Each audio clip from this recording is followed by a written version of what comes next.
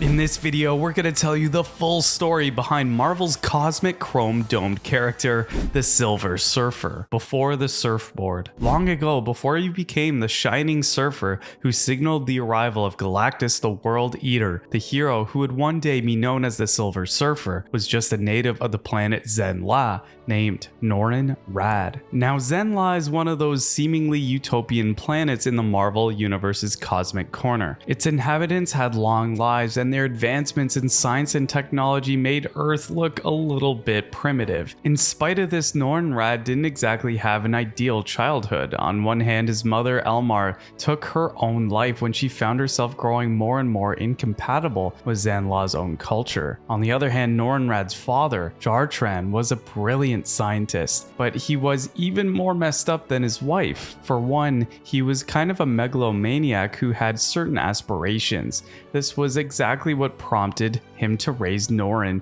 to be a rather cold and distant young man who only trusted facts and statistics. You know, like Star Trek's Spock minus the pointy ears. Things didn't exactly work out for Jartran either, as he'd end up just like his wife. That is to say, he met his demise at his own hands after he was unable to handle the scandal that branded him as a plagiarist. On top of that, Norin Radd also had no idea that his dad got around prior to his untimely end. In fact, Jartran's conquest ultimately led to an illegitimate child named Fenin. But things weren't all doom and gloom for Norin. In spite of all the bad things that ironically happened in the supposedly utopian planet of Zen-La, Norin Radd at least had a lover named Shala Bal. The problem was, not even Shala was enough to prevent Norin Radd from scratching his proverbial itch when it came to discovering new things. That's because he was well aware that beyond Zen-La's advancements in science, technology, and everything in between, his people had grown vain and careless. In a way, Norin Radd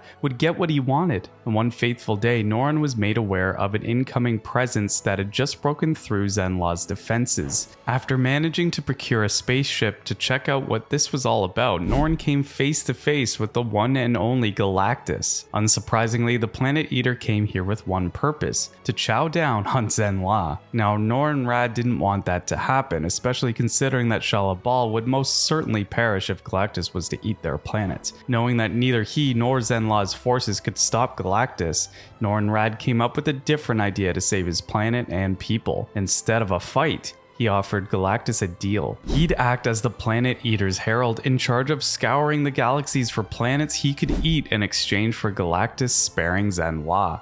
Now, if you didn't already know it by now, Galactus isn't necessarily evil, he's just a hungry guy, and a reasonable one at that. So after hearing Norin Radd out, Galactus agreed to his offer, and used his cosmic powers to turn Norin Radd into his new herald, the Silver Surfer, in service to the World Eater. For a time, the Silver Surfer did his duties as Galactus' herald admirably. Make no mistake, it wasn't like he was trying to trade his own planet for another. Instead, he made sure that the Planet Eater's dietary needs were met with as little loss of life as possible. To do this, he took it upon himself to search for planets in the universe that didn't have any sentient inhabitants. It worked well for a time, but just like most resources, the proverbial well eventually dried up. That is to say, he ran out of uninhabited planets to offer up to his boss. Still, Norin Radd remained true to his duties, and he ended up offering Galactus the first planet inhabited by sentient species he could consume. This led to the Silver Surfer having a crisis of conscience, one that was so bad that it almost made him lose his mind. To counter this,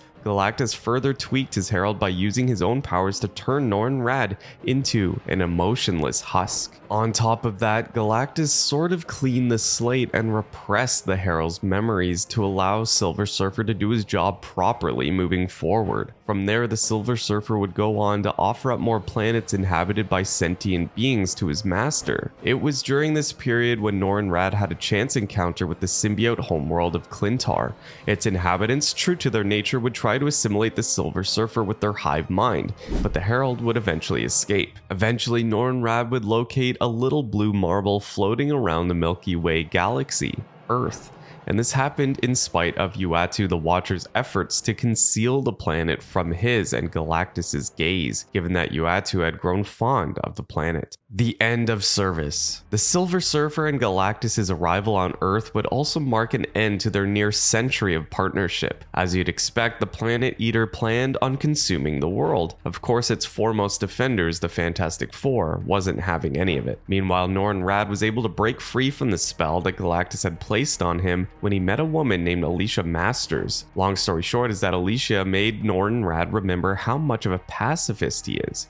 On the other hand, Norrin started to develop feelings for her. This prompted the Silver Surfer to align himself with the Fantastic Four and Uatu. In the end, Marvel's first family was able to acquire one of superheroes comics' most recognizable weapons, the Ultimate Nullifier. They then used the weapon to drive off Galactus. And it worked. The Planet Eater was forced to leave the planet alone. But he wasn't one happy camper, especially considering how his herald did him dirty. To get back at Norrin Radd, Galactus trapped him on Earth by creating a force field around the planet that reacts to no one else but Norrin himself, effectively marooning his former herald on the big blue marble. From this point on, the Silver Surfer's story would be a shoo-in for the whole fish out of water trope. After all, Earth was as foreign to him as any other planet out there, so it was understandable how old Chrome Dome took some time to get properly assimilated to Earth's customs. It wasn't an easy process either. For one, Norrin would find himself at odds with the Fantastic Four's very own Bruiser, the Thing. That's because if you weren't aware of it already, the Thing actually happened to be Alicia Masters' boyfriend at the time. To make matters worse, this whole episode led to Dr. Doom tricking Norrin to steal his powers. Doom succeeded, but he ended up losing it after crashing face first into the custom-made planetary force field that Galactus originally created for his old employee. The hits just kept on coming for the Silver Surfer. After that, Norrin thought that he could make a friend and his shared status as a pariah to the civilization at large, the Hulk. This didn't pan out since the Silver Surfer ultimately discovered that the Mean Green Machine was not one for socializing. Then Norrin attempted to do some good by taking the villainous computer Quasimodo under his wing. Well, this blew up in his face too when he discovered that Quasimodo was just bad to the core, and in the end he was forced to take him down. Power cosmic or not, each L that the Silver Surfer experienced during this period added up. It got so bad that Norrin eventually concluded that the only way to help Earth and humanity achieve its true potential was to unite them against a common enemy. And you guessed it, the Silver Surfer proved that he had a bit of a messiah complex by taking on this role. From there, Norrin would wreak havoc all around the planet in hopes of uniting all of its inhabitants against him. But this plan didn't go so well for him either. He'd be stopped with the device that the Fantastic Four's Reed Richards created, and after a conversation with Marvel's first family, the Silver Surfer would realize that he's been going about things the wrong way. This allowed him to go back and become a pacifist yet again. A notable yet bittersweet chapter in his life during this era came in the form of B. Harper, a scientist and perhaps the only human at the time who Norrin had felt a real kinship with. He would help Norrin thwart the villain known as the Stranger, but at the cost of his own life. Afterwards, Silver Surfer would honor him by lighting a perpetual funerary pyre for his fallen friend. This period also saw Norrin going on adventures where he and his number one girl, Shala Bal, would get reunited only to be separated in the end. What's worse is that all this happens numerous times throughout this era, proving that even superhero comics can pull off the whole star-crossed lovers theme effectively. Suffice it to say that the Silver Surfer's early days on the planet Earth were marked by turmoil. In fact, he'd break bad for a second time when he yet again realized that there was simply no way of saving humanity from itself. This would put him at odds with other heroes like Spidey and even the Inhuman royal family. But proving that he was a good man deep down, Norrin Radd went back to the side of angels to take down Dr. Doom after he re-emerged and successfully stole Galactus' own cosmic powers. Friends and freedom. Things seemed to look up for the spacefaring surfer after all of this. Not long after Doom's defeat, Norrin would team up with Namor and Hulk. In addition to that, he'd be drafted to join the superhero team, the Defenders. Notably, the Silver Surfer's early stint with the Defenders saw him and the rest of the team in conflict with Earth's mightiest heroes, the Avengers.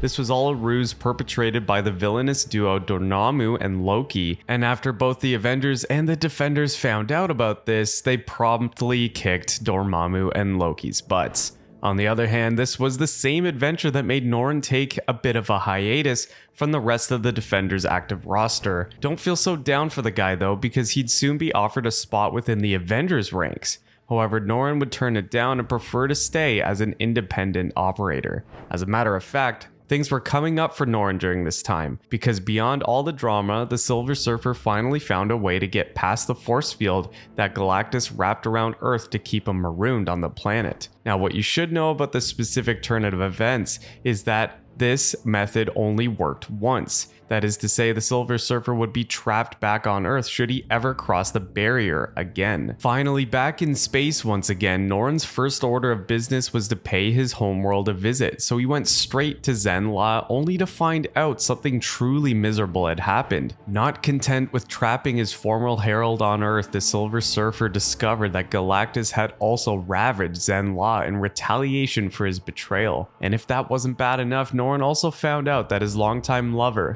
Ball, had been kidnapped by the Dark Lord Mephisto and taken to Earth. Suffice it to say that Norrin had a choice to make at this point.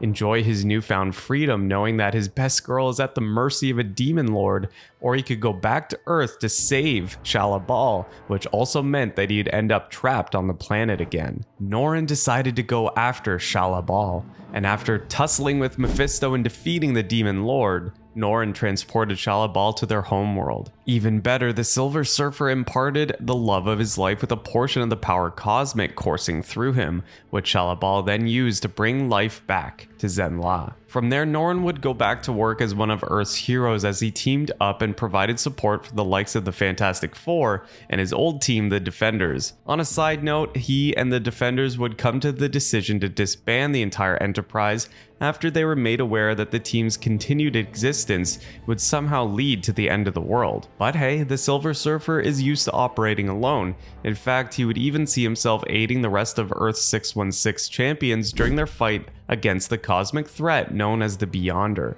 And for the second time, the Silver Surfer would reclaim his freedom when he managed to break through Galactus' force field. And he didn't even need some exotic scientific doodad from Reed Richards to do it this time. Instead, Norrin simply heeded the Thing's advice when he told him to try and get past the barrier without using his trademark surfboard. To cut it short, it worked. The Silver Surfer was finally free again, and believe us when we say that this is arguably the point where we truly see Silver Surfer finally come into his own as a superhero in the wider Marvel universe. First, he and Galactus squashed their old beef when Norrin helped the Planet Eater's newest herald at the time, Nova, from being set upon by the shape-shifting Skrulls. This made Galactus finally take down the same barrier he erected around Earth, which allowed Norrin to come and go from the planet as he pleased.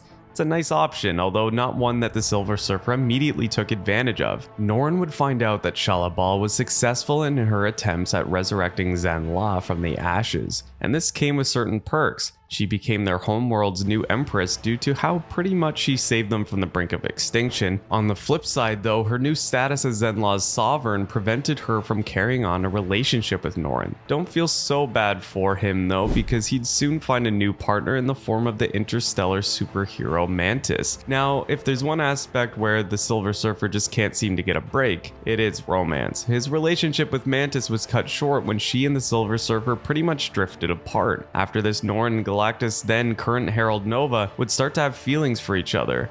Oh, and if you're wondering, this version of Nova is the Frankie Ray one. She's a girl. In fact, their relationship got so deep that Norrin managed to convince Frankie to give up being the Planet Eater's herald. Eventually, Galactus would opt to fire Frankie and choose a new herald, and one who has no problems committing. This new herald's name was Morg, and he'd actually be responsible for taking out Frankie when he and Norrin got into a fight. Even so, the Silver Surfer remained a hero in spite of all these heartbreaking events. So much so that he'd proved to be one of the most invaluable heroes in the Marvel Universe when he became instrumental in putting a stop to Thanos, his plan of wiping out half of all life in the universe. And it wasn't like the Silver Surfer forgot about Ball entirely after they broke up. As a matter of fact, Norrin would also prove that he's an absolute gentleman when he teamed up with the cosmic superhero crew called Infinity Watch to resurrect her after Ball lost her life in an encounter with the villainous entity known as the Great One. And Norrin even met his half-brother Fernan during this era too.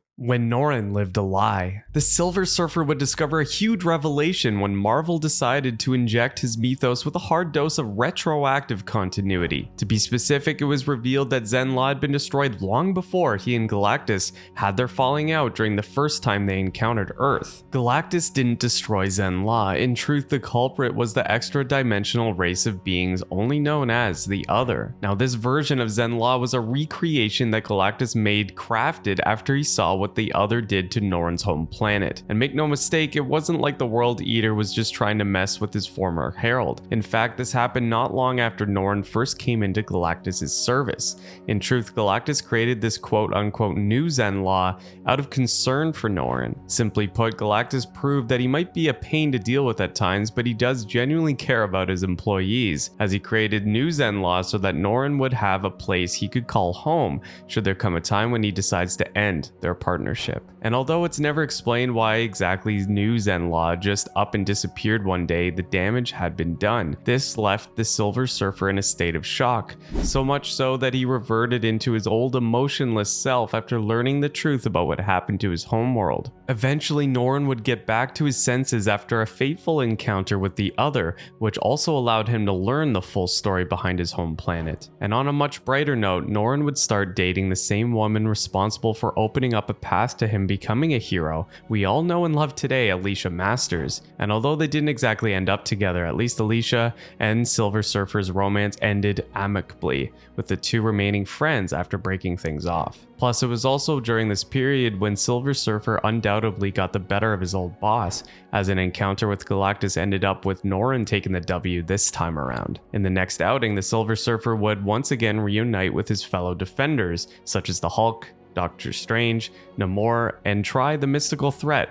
Yandroth. But things took a turn for the weird when he and his teammates were afflicted by a curse that broke their mind. This turned the four champions into authoritarian versions of themselves, but they returned to their original selves with the help of the other Defenders like Clea and Valkyrie. Now on top of that, the Silver Surfer and the rest of the Defenders made it in just the nick of time to stop Yandroth from coming back to life. Now the Silver Surfer's next adventure had biblical shades written all over it. In this particular chapter of his life, Norrin took it upon himself to commandeer a spacecraft called the Great Ark for fear of incoming cataclysm. The Surfer then gathered gifted kids from all around the world to basically restart civilization after the apocalypse hits. It would be revealed that this world-ending event would be brought upon by Marduk, a cosmic entity specifically created with the sole goal of preserving all life. Now, using its own wackadoo logic, Marduk would engulf the entire world in a great flood so that humanity wouldn't be able to destroy themselves. But after some classic superhero comic plot maneuvering, Ellie, one of the kids, used her powers to erase Marduk from existence, and the world was saved. And if you thought that this was the only case where the Silver Surfer was portrayed as a sort of messiah figure, wait until you hear about that time that he was literally nailed down to a cross. This whole debacle was set off when Norrin discovered an empire called the Amma Collective, which forbade any form of religion on the planets they ruled. While the Silver Surfer was having none of this, so he managed to convince one of the planets under the Collective's umbrella to, well, embrace and worship their own gods. The Collective did not like this, so they punished the Silver Surfer with a good old-fashioned crucifixion. In the end, the Silver Surfer would trick the Collective and their conquered worlds in hopes of making them compromise regarding the whole debacle about freedom of religion. He did this by creating a Galactus construct that acted as a deterrent that would stop hostilities between the Collective and their subjects, forcing them to go into diplomatic talks instead. But it all blew up in his face when the Silver Surfer got another taste of the savagery of the sentient species, when this situation ultimately devolved and war broke out within the Collective instead. As for Norrin, well, he rode the space waves right out of there before he could get roped into more of their galactic drama. Not long after that, the Silver Surfer would find himself marooned on the planet Sakaar, where he'd be forced to be a gladiator in its fighting pits. There he'd meet none other than the Hulk, who's exiled from Earth. Long story short, the two would fight a bit before the Silver Surfer managed to free himself from the obedient discs that the Sakaarians placed on him. He'd also do the same for the other species trapped on the planet and forced into gladiatorial combat, who would then mount a rebellion against the Hulk.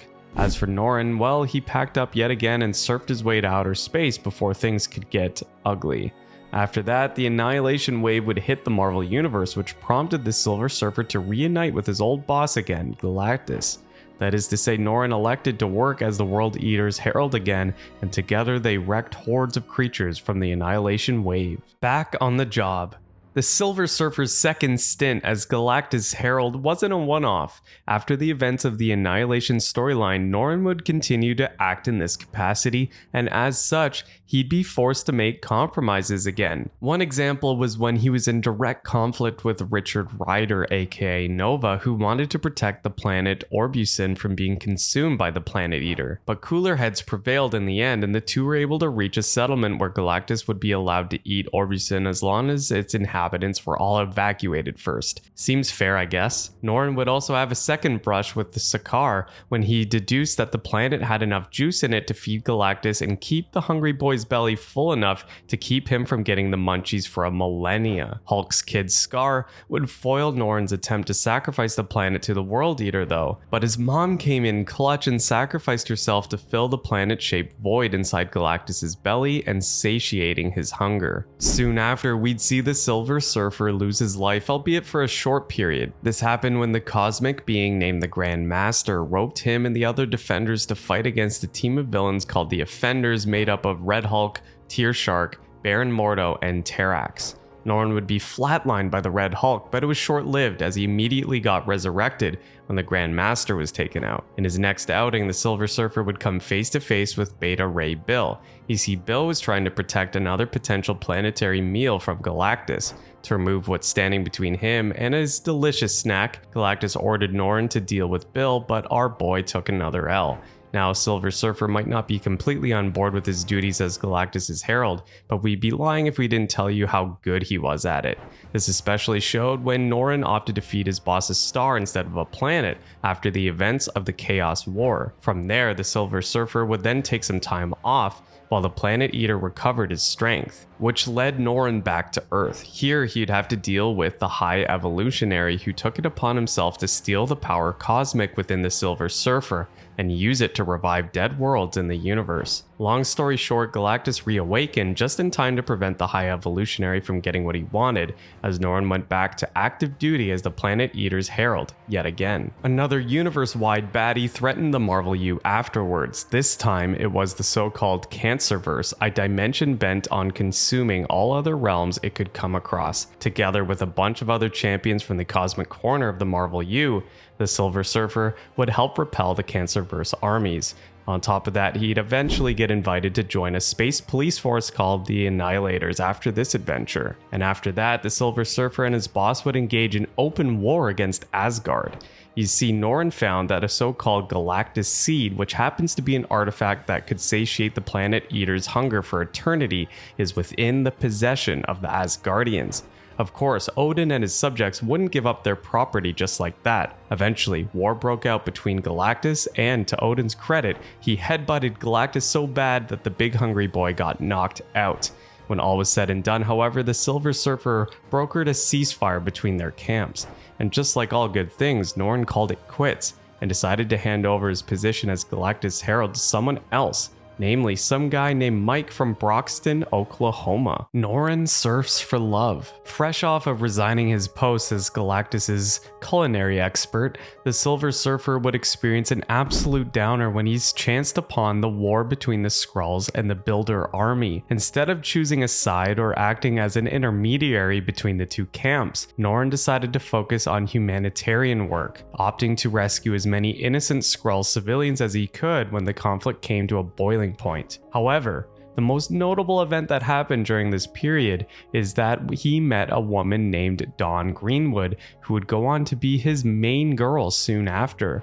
It all started when Norrin got swept up in a conflict between the Queen of Nevers and the incredulous Zed. This whole nicely convoluted storyline saw that Silver Surfer ultimately uncovered a conspiracy that Zed had been hiding, and by the end of it, he would help the Queen of Nevers and become partners with Dawn to form a romantic duo. Unsurprisingly, Norrin would have another brush with his old master Galactus when the Planet Eater re-emerged and attempted to recruit Dawn to be his new herald. Drama drama ensued, which involved the refugees from a planet called New Haven, and it all culminated with Galactus eating New Haven in exchange for not turning Dawn into his new herald. As for its displaced citizens, Silver Surfer made sure that he'd find a new planet for them to live in after Galactus chowed down on their old one. More strikingly, this was also the same adventure that we saw Silver Surfer straight up profess his love for Dawn.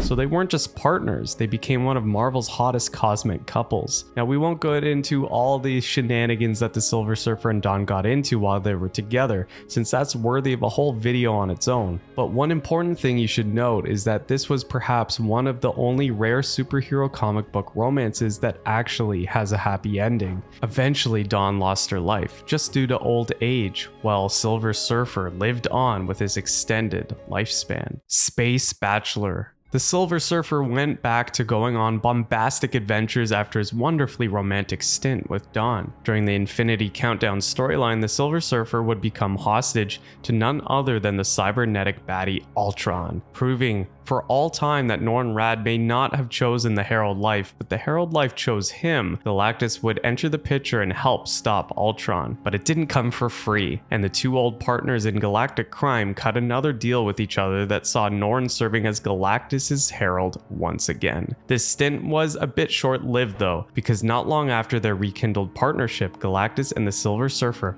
would come across the planet Zarax. It was business as usual. Zarax was one of those worlds on Galactus' menu, but its inhabitants were also well versed in the mystical arts. So to counter the planet eater, they sent Galactus to the mystical realms. Being the galactic muncher that he is, Galactus then started feeding off mystical energies, which caused an imbalance in the Marvel universe. Norrin would try to stop him, but Galactus ended up taking him out. But not to worry, because Marvel reset things right after the end of this storyline, with Doctor Strange fixing everything and bringing the Silver Surfer back to life. From there, the Zaraxian sorcerer Zolos would replace Norrin as Galactus' newest herald. After that, the Silver Surfer would go on yet another epic time-bending cosmic quest that eventually saw him becoming corrupted by the god of symbiotes Knull. This turned Norrin into one of Knull's powerful soldiers known as the Void Knights, and he was only able to free himself from this with the help of Ego, the living planet. The Silver Surfer's beef with Knull would eventually come to a head during the King in Black storyline,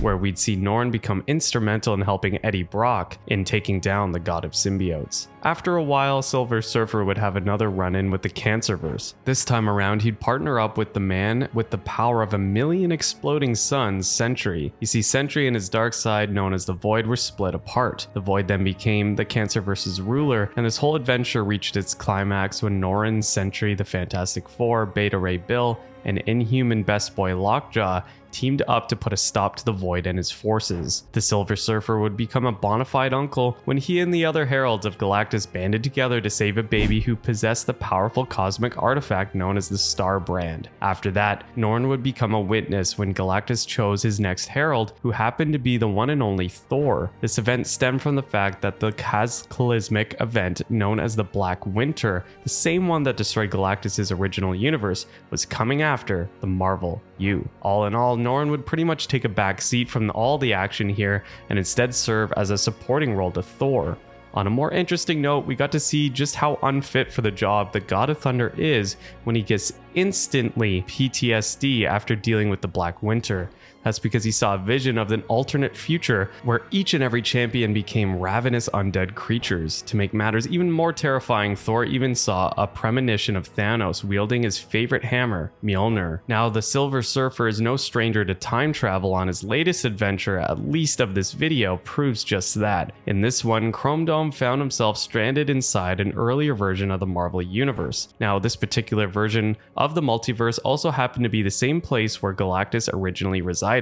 Galactus' own history is as complicated as it is moving, but all you should know for this one is that he's not technically from the Marvel U that we know and love. He's more of a remnant from a long-lost universe called the Sixth Cosmos. In any case, the Silver Surfer was stuck in the Sixth Cosmos, and they had their own version of a planet eater called Omnimax. It was here that Norrin came across baby Galactus, who still went by his original name Galan. Oh, and he also met Galactus' mom, who happened to be be a lady named Taya. On one hand, the Silver Surfer took this opportunity to insulate some values inside Galactus while he's still an impressionable baby. Mainly, Norrin did his best to help the budding World Eater control his hunger so he doesn't turn out to be the gluttonous big boy that he eventually becomes. On the other hand, the Silver Surfer also spent his time in the Sixth Cosmos fighting with Omnimax, and the last time we see the Silver Surfer, he's along with Doctor Strange and Taya were able to take out Omnimax, but there was a catch